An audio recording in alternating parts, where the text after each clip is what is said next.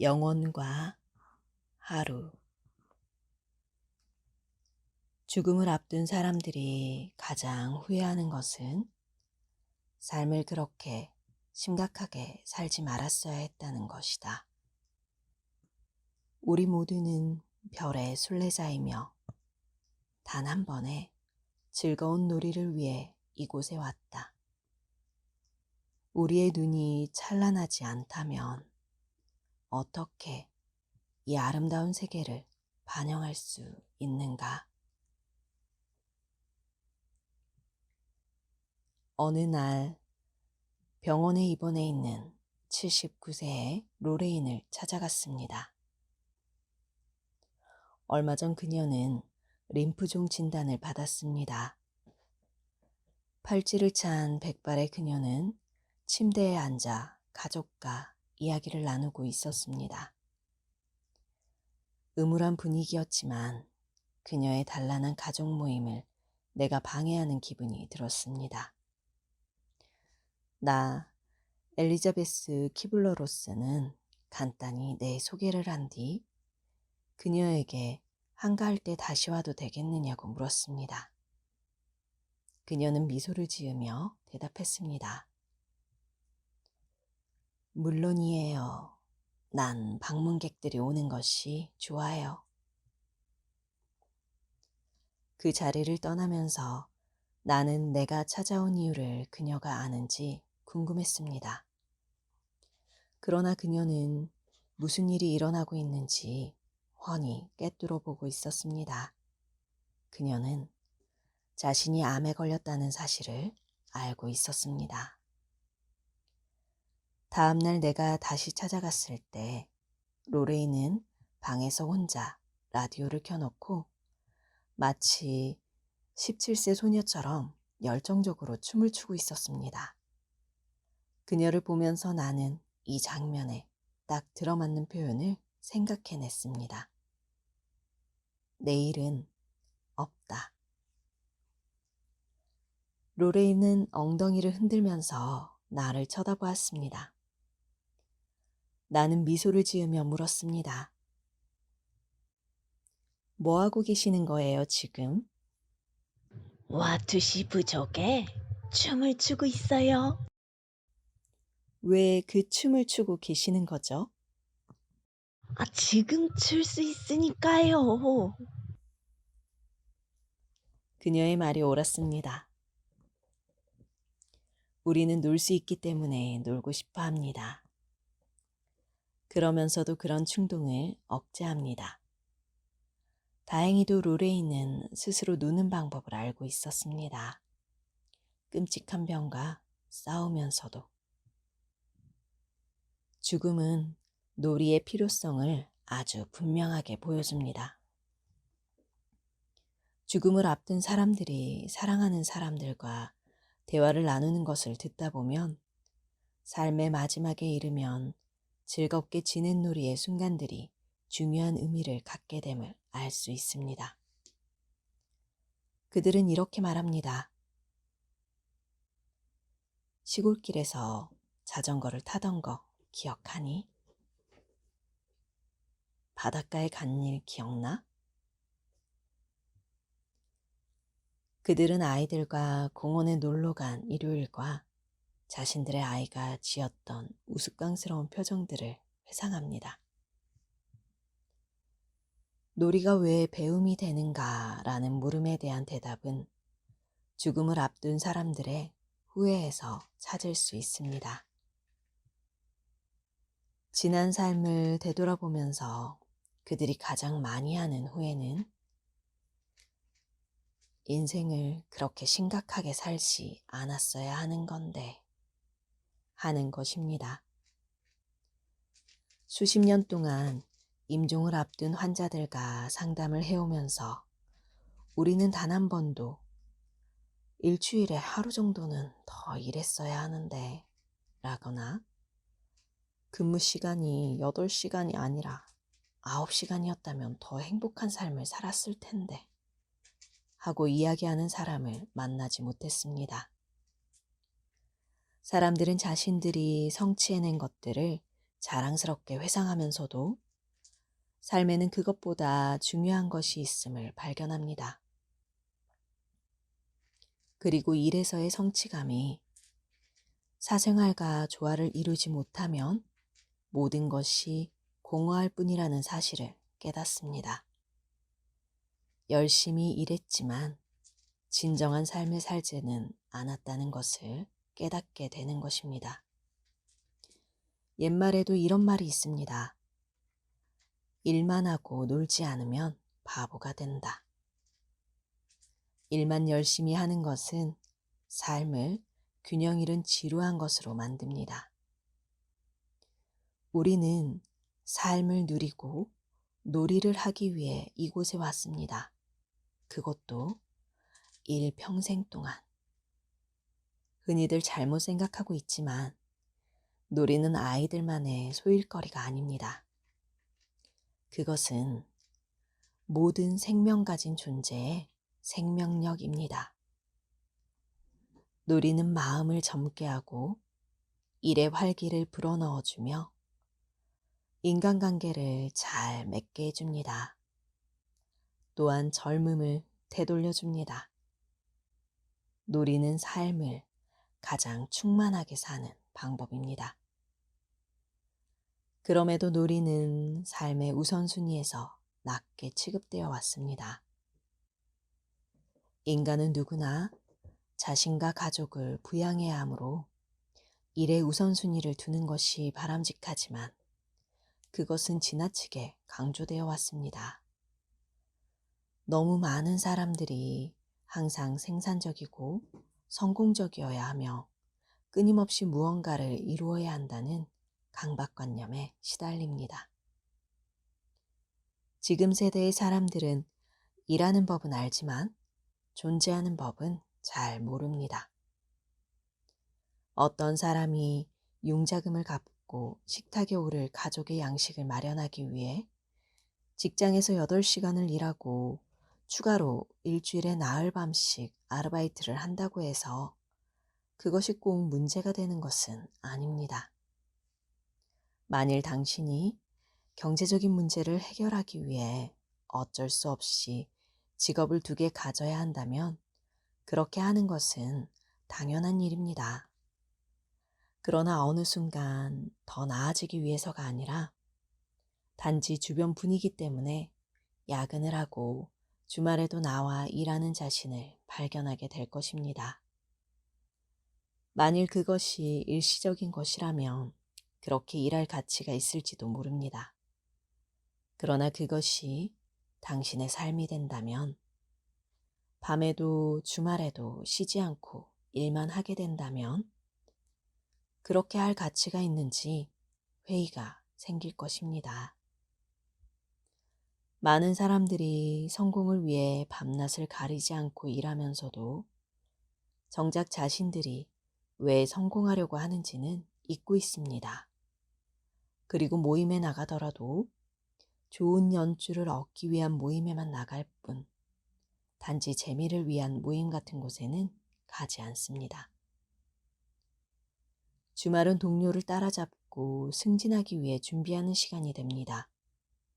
이런 사람들은 어쩌다 주말에 놀러 나가서도 시간을 낭비하고 있다는 초조한 느낌에서 헤어나지 못합니다. 우리는 성공을 얻기 위해 사랑하는 사람을 뒷전으로 미루는 경향이 있습니다. 그것이 그들에게 더 많은 것을 준다고 생각합니다. 그러나 정작 그들이 가장 원하는 것은 우리 자신입니다. 성공과 권력이 중요한 것은 사실입니다. 그러나 놀이도 마찬가지로 중요합니다. 인간의 내면에는 놀고 해방되고 스트레스와 긴장을 풀려는 욕구가 있습니다. 불행히도 우리는 놀고 싶은 충동을 억제하다가 나중에는 그것이 존재한다는 사실조차 잊어버립니다. 놀이란 순수한 즐거움을 얻기 위해 하는 행위라는 것을 기억해야 합니다. 놀이는 모든 한계를 초월해 즐거움을 경험하는 것입니다. 놀이 상대는 성별, 인종, 종교, 연령에 상관없이 그 누구라도 될 수 있습니다. 심지어 인간이 아니어도 함께 놀 수 있습니다. 많은 사람들이 애완동물과 놀면서 기쁨을 느낍니다. 놀이는 내면의 기쁨이 바깥으로 표현된 것입니다. 웃음, 노래, 춤, 수영, 등산, 요리, 달리기, 게임 등 즐거움을 주는 것이면 무엇이든 놀이가 될 수 있습니다. 놀이는 삶의 모든 측면을 더 의미 있고 즐겁게 만듭니다. 자신이 하는 일에도 더 만족을 느끼게 하고 인간관계도 좋아집니다. 놀이는 사람을 젊어지게 하고 긍정적으로 만들어줍니다. 아이들이 가장 먼저 배우는 일 중 하나가 바로 놀이입니다. 놀이는 자연스럽고 본능적인 것입니다. 많은 사람이 자신의 삶에서 순수한 놀이의 시간을 거의 갖지 못한다는 것은 정말로 슬픈 일입니다. 사람들이 어떻게 놀이에 시간을 쓸 수 있냐고 물으면 나는 어떻게 쓰지 않을 수 있냐고 답합니다. 놀이는 삶의 균형을 잡아주며 정신을 맑게 해줍니다. 잠시 놀고 난 뒤 우리는 일을 더 잘합니다. 일 때문에 미칠 것 같다고 말하는 사람이 있으면 그가 정말로 좋아하는 것이 무엇인지 물어보십시오. 그들이 영화라고 대답한다면 영화를 마지막으로 본 때가 언제인가? 하고 물어보십시오. 그들은 대부분 몇 달 전 하고 대답할 것입니다. 일이 아니라 당신이 하고 싶은 것을 못하는 것이 당신을 미치게 하는 것입니다. 놀이는 신체의 기능도 돕습니다. 많은 과학적 연구들이 웃음과 놀이가 스트레스를 줄여주며 모르핀과 화학적으로 유사한 엔돌핀이라고 부르는 체내 물질의 분비를 촉진한다고 밝혀냈습니다. 자연스럽게 고통을 사라지게 하고 기분을 좋게 만드는 엔돌핀이란 물질은 웃거나 놀이를 한 후에 왜 기분이 좋아지는지를 잘 설명해 줍니다. 그것들은 삶에 에너지를 주는 훌륭한 도우미들입니다. 웃음은 저절로 채워지는 약과 같습니다. 웃음은 웃을수록 더 많아지기 때문입니다. 죽음과 같이 심각한 주제를 다룰 때에도 웃음이 들어설 자리는 언제나 있습니다. 의예과와 심리학과 학생들을 위한 죽음에 대한 수업이 공개 강의로 진행되었습니다.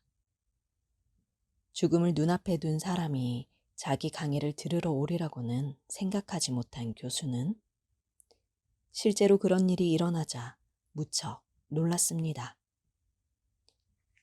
불치병을 앓고 있는 그 여성의 사생활이 염려되어 그는 수업 중에 한 번도 그녀의 상태를 화제로 삼지 않았습니다. 나중에 교수는 그녀에게 말했습니다.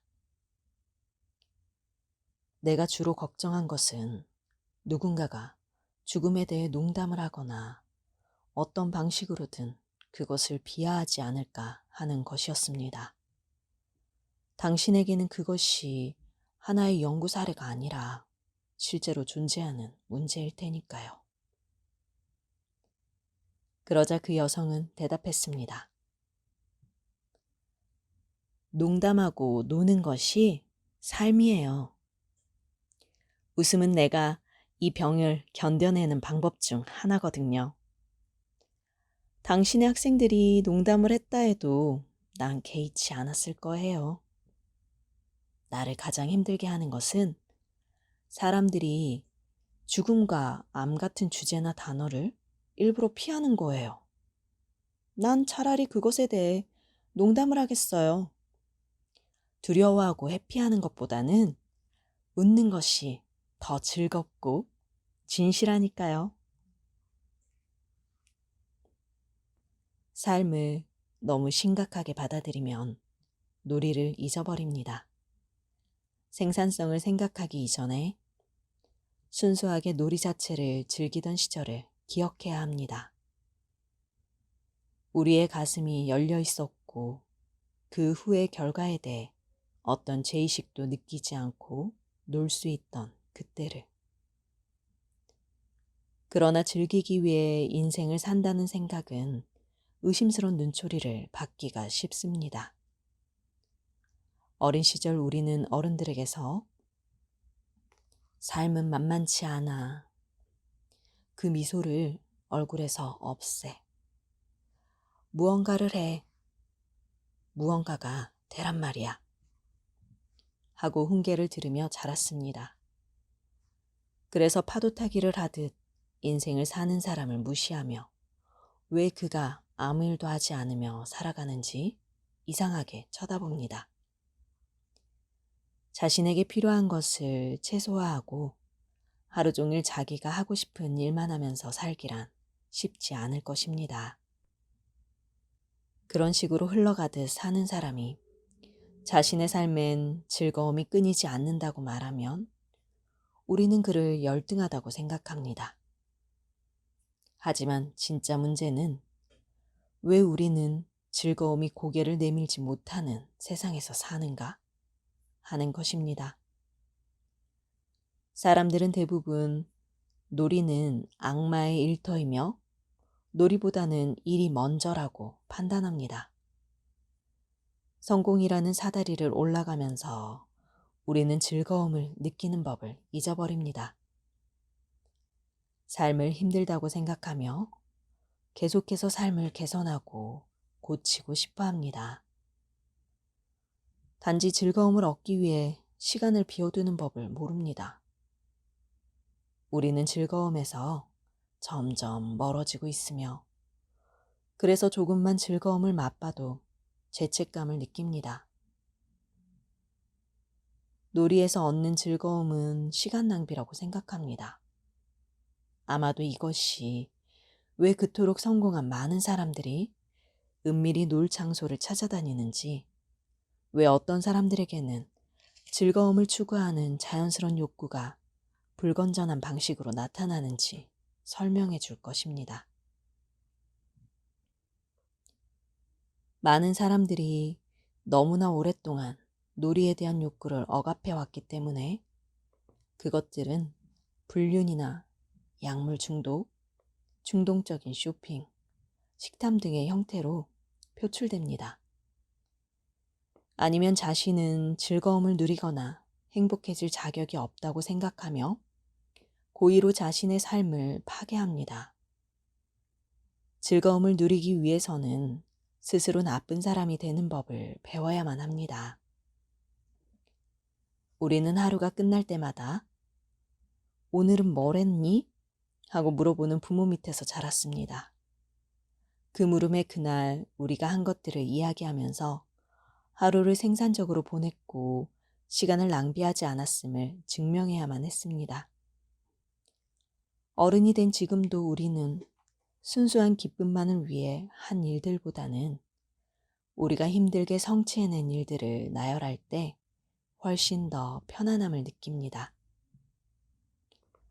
암을 이겨내고 새 삶을 되찾은 로니 카에는 자신이 오후 내내 아무 일도 하지 않고 베토벤의 음악만을 들었다는 것을 다른 사람들에게 말하는 법을 어떻게 배웠는지 말합니다. 이제 나는 오후 내내 아무 일도 하지 않고 베토벤 교향곡 제6번을 들었다고 자랑스럽게 말할 수 있어요. 그것이 내게 큰 기쁨을 가져다 주니까요. 그리고 기쁨의 중요성을 인정할 줄 아는, 그래서 내가 음악을 들었다고 얘기하면 잘했어 라고 말해줄 수 있는 친구들을 만들었어요. 음악을 듣느라 다른 일을 하지 않는 것을 부끄럽게 생각한 적도 있었어요.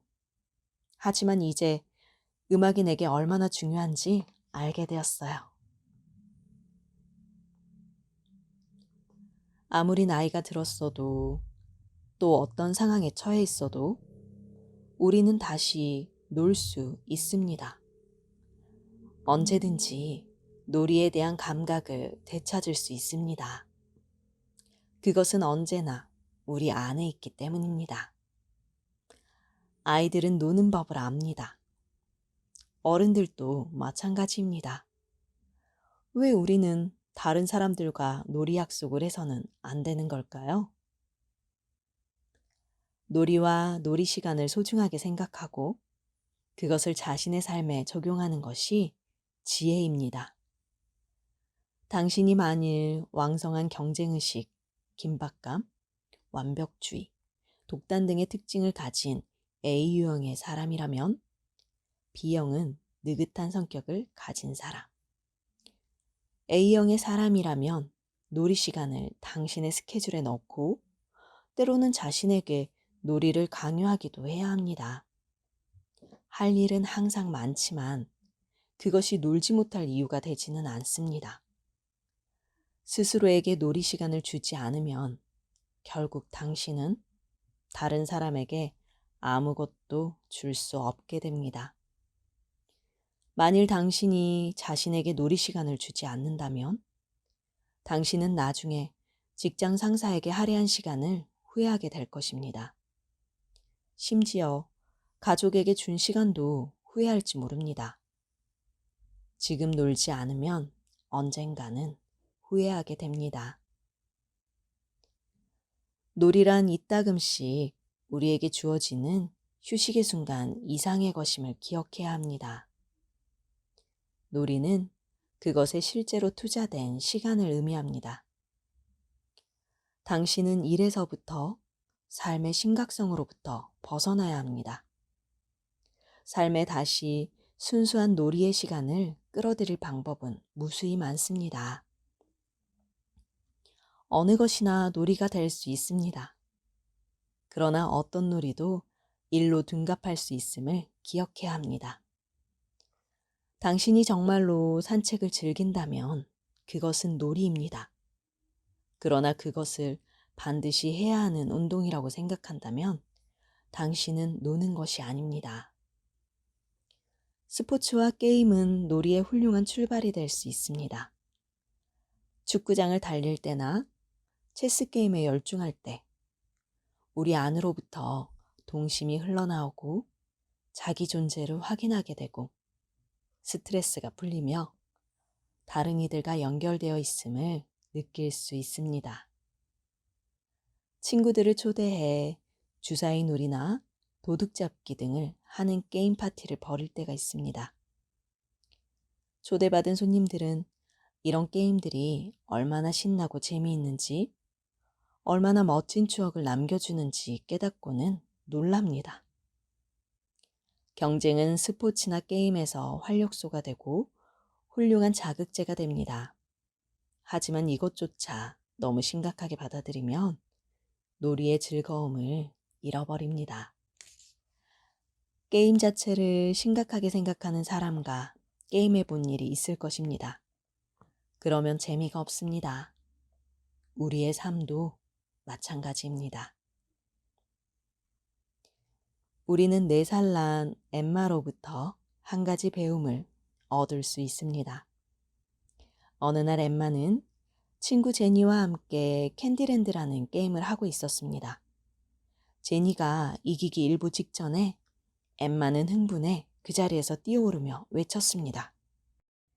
와, 제니, 나는 너가 이겼으면 좋겠어. 엠마는 다른 사람을 이긴다는 개념을 이해하지 못했습니다. 게임을 하는 것 자체가 재미있을 뿐입니다. 친구가 이기면 자신이 진다는 것을 아직 인식하지 못했습니다. 단지 노는 것이 즐거운 것입니다. 엠마의 순진함에서 많은 것을 배울 수 있습니다. 축하는 즐거움을 느낄 수 있는 좋은 기회입니다. 특별한 경우에만 쓰기 위해 아껴두지 말고 기회가 있을 때마다 자기 자신을 축하하십시오. 우리는 좋지 않은 일이 생길 때는 그것에 지나치게 시간을 할애합니다.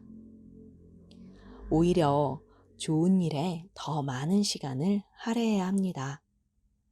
친구가 찾아오는 것을 축하하고 주말을 자축하고 삶을 자축하는 겁니다.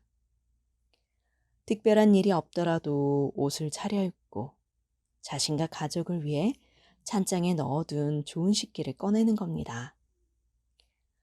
우리는 남을 위해서는 정성껏 음식을 마련하면서도 혼자 있을 때는 냉동참치, 캔, 음식, 그리고 빵 따위를 먹습니다. 장례식이야말로 이것을 단적으로 보여주는 좋은 예입니다. 모든 사람들이 잘 차려입고 유족의 집에 모입니다. 그들은 좋은 식기에 담긴 음식을 먹은 후 평소에는 거의 사용하지 않는 응접실에 모여 앉습니다. 그러나 고인은 살아생전 이런 것들을 즐길 수 있었을까요? 마지막으로 자기 자신에게 시간을 할애해야 합니다. 사랑하는 사람들과 좋은 시간을 보내는 것도 중요하지만 당신 혼자 있을 때도 근사하게 시간을 쓸 줄 알아야 합니다. 그것은 다른 이들이 떠나고 없을 때나 우연히 혼자 있을 때 갖게 된 시간이어서는 안 됩니다. 오직 자신과 자신의 행복을 위해 아껴둔 시간이어야 합니다.